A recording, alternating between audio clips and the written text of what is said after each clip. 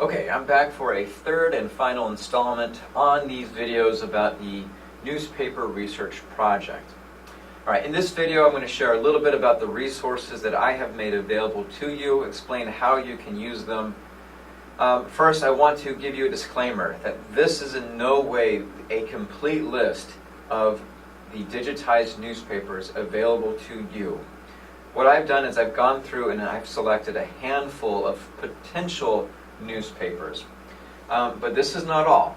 And if you would like, I encourage you to go out on your own.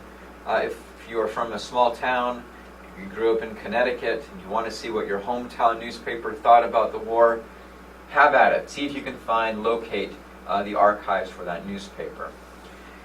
All right. Within your course, under coursework, there will be a folder called Newspaper Research Folder Resources and Guidelines. The very first item there is the one that's here on my screen called Digital Newspaper Collections from the Civil War Era. I have gone through and I have selected a handful of potential resources.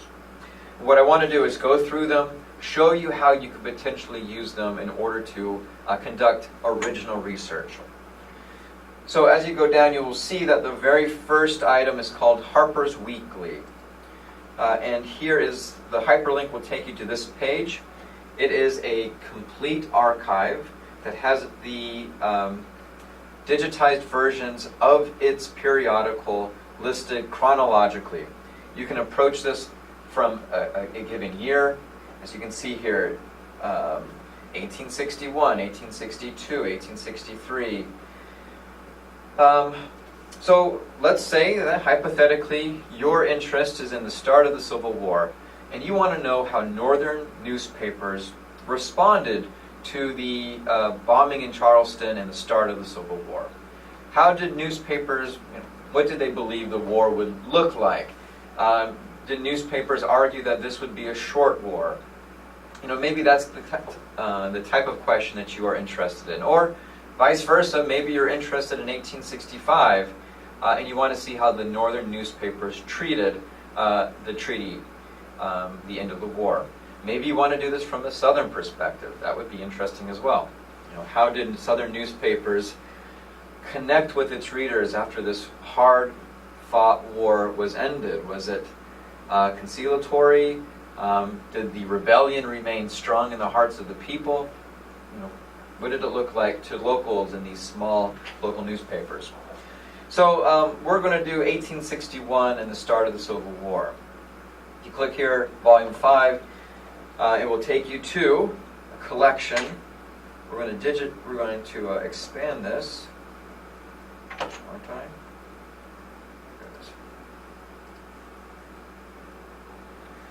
All right, I'm going to expand this full page. You can see here at the top, maybe it's small on your screen. At the top, it says you can download this as a PDF or an EPUB if you're interested in printing or having access to this material when you're offline. You can search for a keyword inside, and it is fairly good. You are able to zoom in if you like.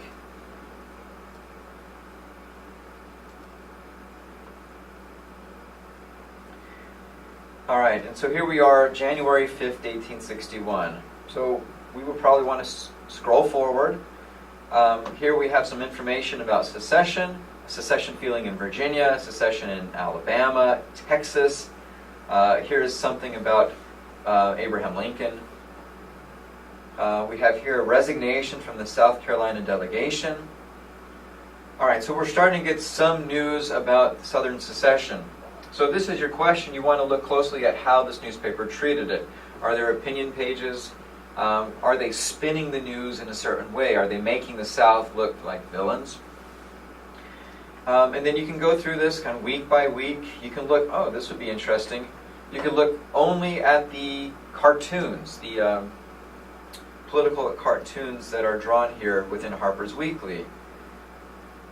Seeing the old year out. All right, so there are a lot of potentials there with the Harpers Weekly.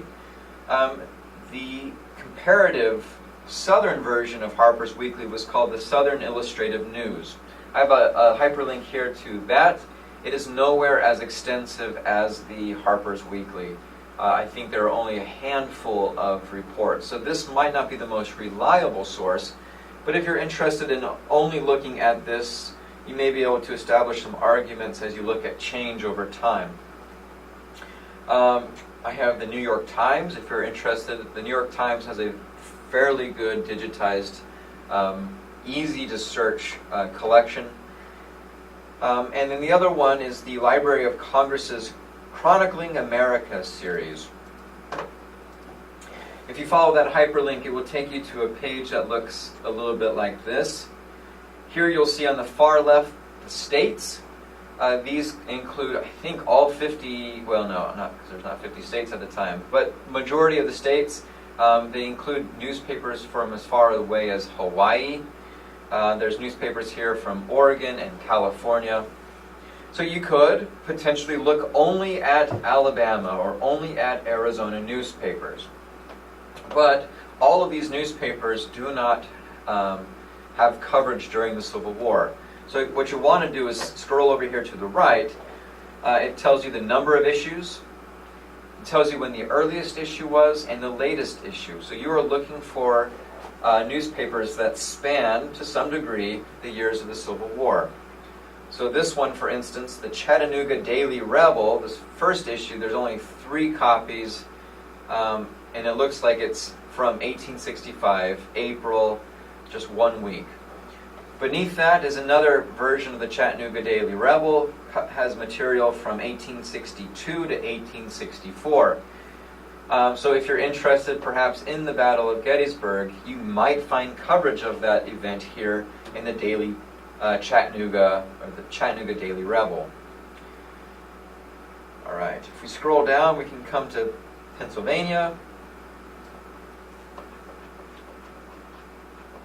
Oregon, Pennsylvania. You can go through the Pennsylvania collections. There aren't as many that deal with the Civil War as I would want, but there are some.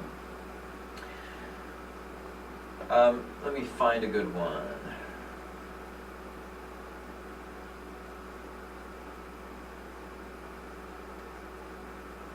All right. How about this one? From Allentown, the Derlaka County Patriot. This looks like it's in German. I do not speak German. All right, let's use the Lewistown Gazette. So if I click on the newspaper, I'll come to a page that looks like this. You will see here on the left in the description the span of years or that the issues that they have cover. So you could start here by just saying, okay, they have stuff from these dates from this time. All right, that will work. If you click here on the calendar view, here on the right side, it will give it to you by year, and it will show you that this was a newspaper that was published on Saturdays, and this digitized collection has just about every week here in 1849. Let's fast forward to 1861. Here it looks like they were publishing on Thursdays. So I could go in and look at June 13th, 1861. You'll see that there are 4 images. Click on the first page, it'll bring up a digitized version of it. You can scroll in, you can print it, you can download it as a PDF, and this will then you can read it and conduct your research this way. All right, research is fun. At least I feel that it is fun. Find a project that you are interested in. I cannot stress that enough. Find a topic, a time period, a question that you are interested in. Do not make it too big. Do not look at, how were African Americans or freed slaves, how are they reported in northern newspapers throughout the Civil War? There's no way that you can solve that. There's not enough time. But you can answer that question using a single newspaper. How were freed slaves, treated? How were they written about during 1861 at the start of the Civil War? And then with that research question, you could scan through newspapers and try to find evidence to help you create an argument and provide support. All right, I'm close to 10 minutes. I need to end this video. If you have additional questions, please email me. I will be happy to work with you on this project. All right, best of luck, and I look forward to hearing from you.